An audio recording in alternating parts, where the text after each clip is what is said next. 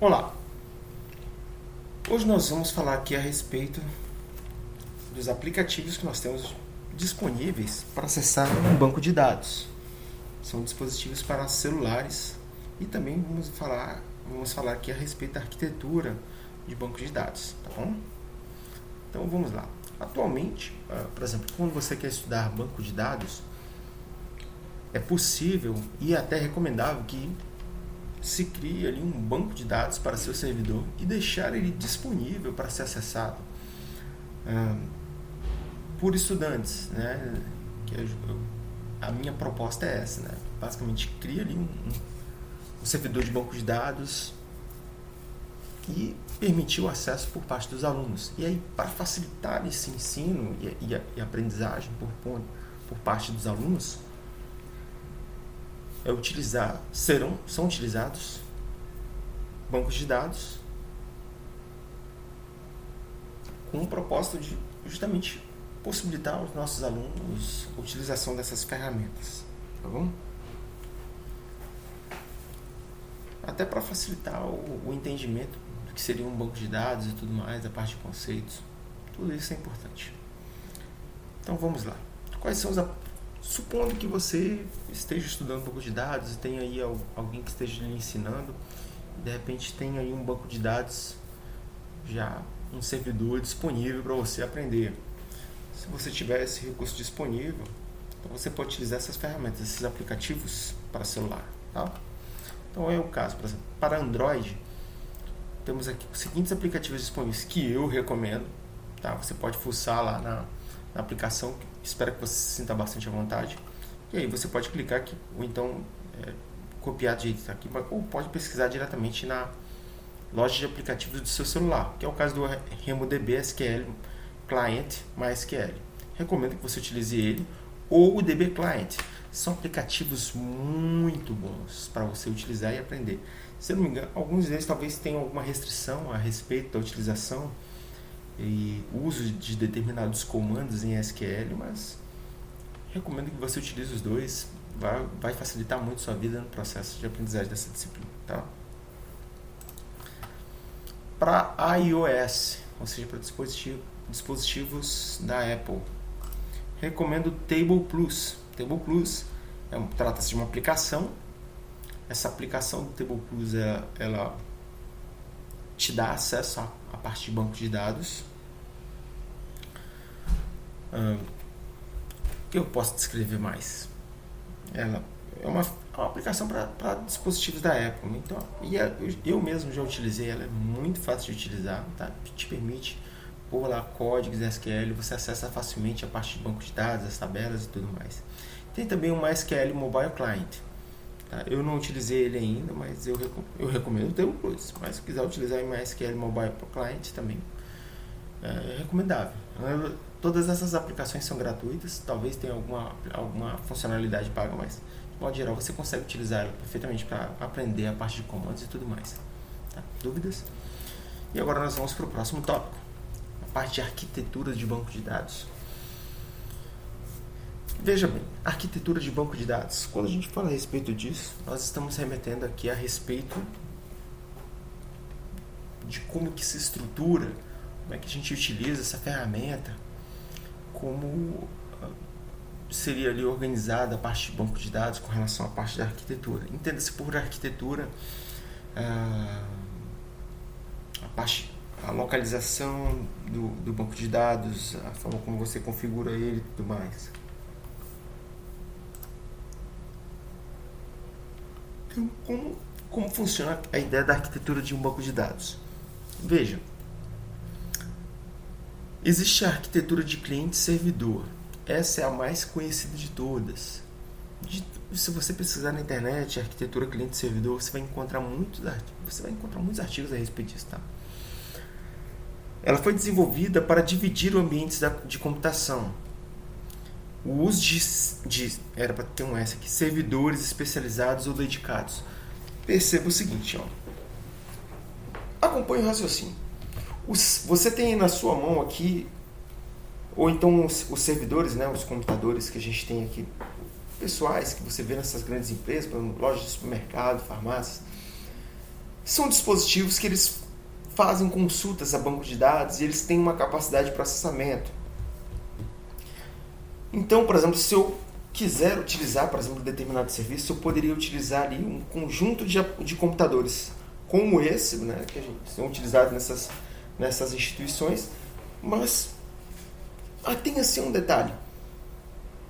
Só vai haver um servidor. E se eu deixar toda a parte de computação, não de computação, não é, mas a parte de processamento, sobre a responsabilidade única de um único computador, eu estaria basicamente deixando ele muito utilizado, né? Todo o processamento ficaria endereçado a ele. Isso não é interessante, nem um pouco. Talvez seja mais interessante eu distribuir ou utilizar outros meios de alterar a forma como se é processado esses dados. E é justamente essa ideia da arquitetura cliente-servidor, ela veio para sanar este problema. Tá?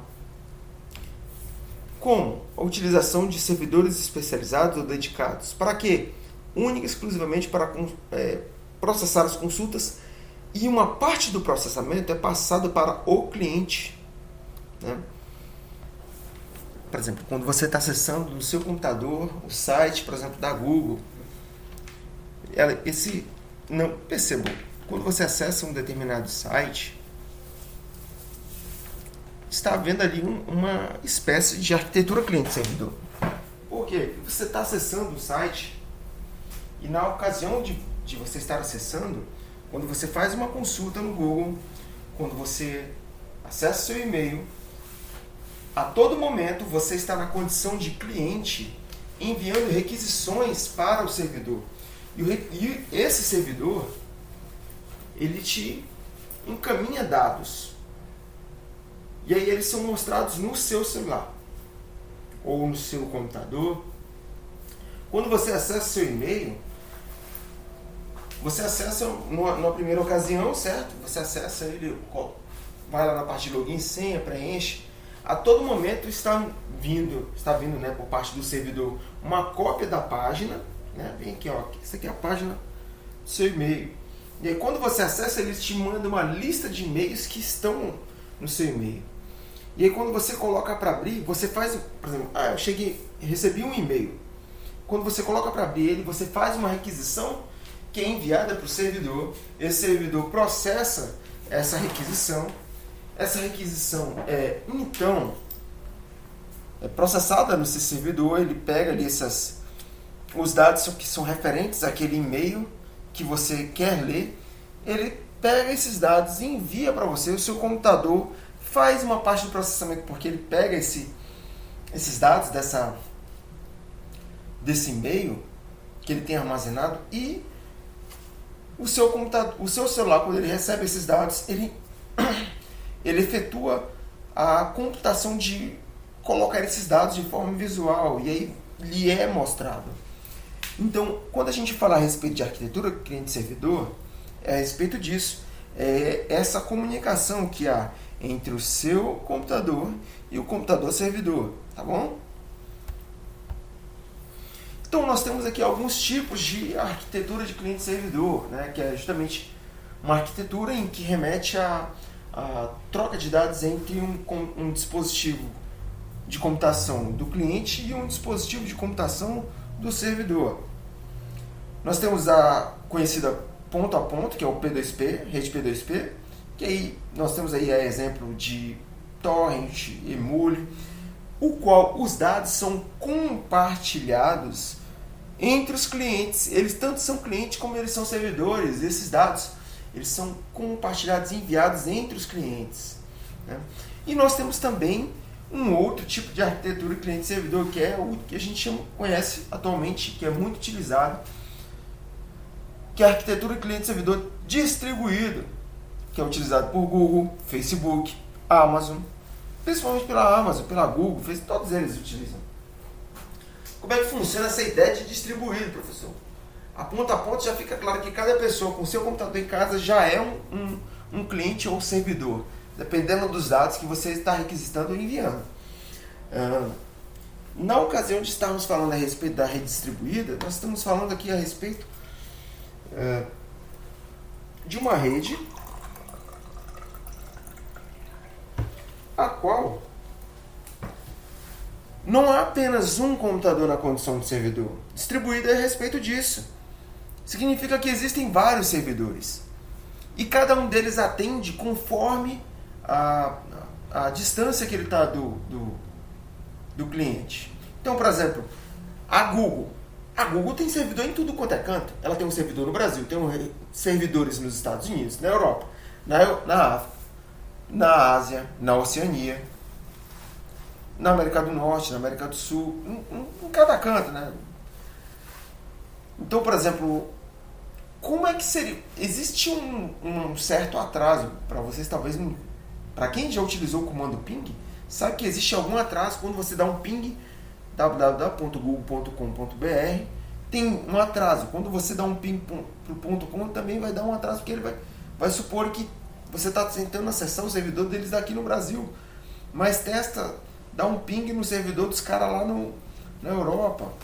Né? Você vai ver que tem um atraso maior, porque essa comunicação é feita por fibra ótica e vai por cabo submarino, vai via satélite, de algum jeito. E essa requisição vai lá e ela retorna e dá um atraso de, sei lá, uns 200 milissegundos, 300, 400, se for aqui no Brasil, 50, 30, 20, 10, dependendo da sua localização.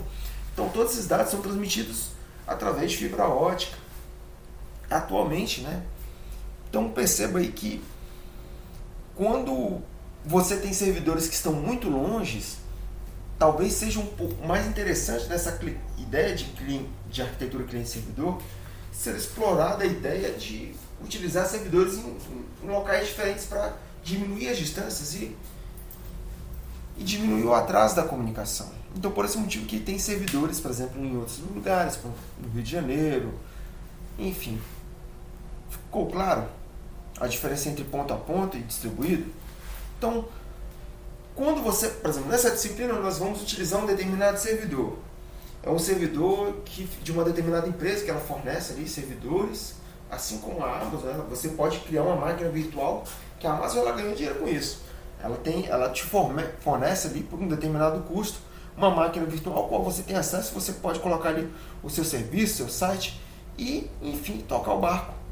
A mesma coisa é feita, por exemplo, com servidores de outras empresas, né? Aqui no Brasil nós temos algumas aí que você consegue alugar o servidor. A exemplo disso, nessa disciplina nós vamos trabalhar justamente com o servidor e vamos acessar esse servidor. Não é um servidor, temos a arquitetura cliente-servidor, mas ela não é nem distribuída nem ponto a ponto. É só cliente-servidor literal. Então, como funciona a ideia literal de cliente-servidor? É basicamente o seguinte: nós temos aqui um acesso remoto, que é o que a gente vai fazer aqui, que tem uma pessoa que está em um determinado lugar, ela está conectada na internet através do roteador, e aí tem aquela nuvem ali que é basicamente a parte como você vai se comunicar de algum jeito com o servidor que está em algum lugar. E nesse caso, o nosso servidor ele não está aqui, por exemplo, aqui na nossa cidade, que é Itaituba. Ele provavelmente está no servidor lá em São Paulo ou no Rio de Janeiro. E aí esses dados vão trafegar pela internet até chegar no servidor e fazer essa parte dessa troca de dados. E lá tem um banco de dados neste servidor. Bom? Arquitetura de banco de dados. Então, a arquitetura de um banco de dados ela se tornou muito popular por algumas razões, né? Essa arquitetura, principalmente da parte de cliente-servidor. A utilização essa percepção da utilização da parte da computação ser distribuída, ou seja, o processamento é distribuído entre o cliente e o servidor. O cliente também vai processar uma parte. Então, qual é o propósito disso? Facilidade de implementação, dada a clara separação dessas funcionalidades e dos servidores. O cliente faz uma parte de processamento, da parte visual, e os servidores só fornecem os dados ali básicos. Ok? Um servidor ele tem que ser inteligentemente utilizado, porque as tarefas mais simples são delegadas às máquinas clientes mais baratas. Então, por exemplo, mostrar aqui uma imagem. Isso aí é computação para ser feita pelo computador do cliente, o dispositivo computacional dele. O usuário ele pode executar uma interface gráfica que lhe é familiar, ao invés de usar a interface do servidor. Né? Vocês poderiam fazer, por exemplo, perfeitamente do computador de vocês. Por exemplo, nessa disciplina nós vamos ali exercitar ali o acesso a um banco de dados. Poderia ser perfeitamente ser feito por vocês, por todos os clientes, por todas as pessoas. Esse acesso é interessante? Não. Por quê? Porque tem muita gente que é leiga e ela não vai querer se dar o trabalho de aprender, por exemplo, a linguagem SQL. Então, qual é o propósito da existência de um programador? É o cara que vai pegar esse dado, vai mastigar e vai criar uma interface que seja interessante para o cliente usar. E aí é feita a parte de processamento e tudo mais. Tá bom? Então, na arquitetura nós temos ali o servidor SQL, também conhecido ou chamado de back-end machine. E o cliente, aquele celular que você tem no seu bolso, é o front-end machine. Atualmente existem várias tendências de arquitetura de banco de dados, nas mais diversas direções. A gente vai abordar aqui só de uma forma bem rasa, aqui, que é para vocês terem uma percepção de como é que funcionam as coisas, não achar que as coisas são feitas do nada. Peguei um celular que pronto, já tem informação aqui disponível. Não, vocês são técnicos informáticos, vocês têm que saber esse tipo de coisa, tá bom? Então nós temos aqui, por exemplo, a arquitetura do PHP, né? Ou seja, de um sistema, de um servidor que utiliza a linguagem PHP, a linguagem PHP é a linguagem de programação PHP, com o servidor de banco de dados, o Caramba 4, e ela tem aqui, nós temos aqui a área do cliente, nós temos a área do servidor. O cliente é o cara que está com o seu computador com o navegador de internet aberto.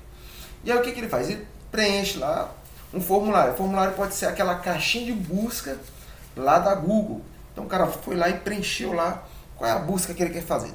Foi lá, digitou, colocou buscar. Quando ele clicou buscar ali, os dados que estão ali dentro daquele campo que você digitou, ele é enviado para o servidor. Esse servidor recebe essa requisição, pega os dados que tem ali naquela requisição, manda para o interpretador. O interpretador é um programa específico só para receber essas requisições, essas consultas no banco de dados lá da Google. Ele verifica o que é que você está pesquisando e ele vai lá no banco de dados. Deixa eu verificar o que tem aqui. Ele está pesquisando aqui a respeito da onça pintada, né? Ele quer imagens. Vamos lá na parte do nosso servidor, a parte de imagens. Onde é que estão a parte de imagens de onças? Aí ele vai lá, verifica quais são os links que tem imagem, as imagens que tem. E aí ele pega esse apanhado, coleta ali um conjunto ali, sei lá, de 30 imagens que tem, pega esses dados do banco, e aí ele pega esse resultado, aqui ó, nesse passo 4, nessa imagem. E aí ele encaminha para você um arquivo HTML, ou seja, mais ou menos uma parte visível, ou seja, no formato HTML, que o teu computador vai conseguir transformar isso numa imagem, pega esse dado em HTML e manda para o cliente. Enviou, o cara recebe no celular dele, o computador dele vai pegar esse dado e vai transformar ele numa informação visual, que é para o cliente ver aquilo ali. Para aquilo ali não ser apenas uns dados, se tornar uma informação, porque ele passa a ser útil. Ok? É desse jeito que funciona a ideia da arquitetura. E veja que, mais uma vez, arquitetura cliente-servidor. Front-end machine, back-end machine. Resumo das arquiteturas de SGBD. Nós estamos falando aqui de banco de dados com arquitetura cliente-servidor, certo? Nós temos o front-end, que é o cliente, que ele executa as tarefas do aplicativo, que é basicamente fornecer a interface do usuário, tais como tela, processamento de entrada e saída. Servidor, back-end, o que ele vai executar? As consultas no SGBD e retornar os resultados do cliente, vai fazer a parte de processamento, ok?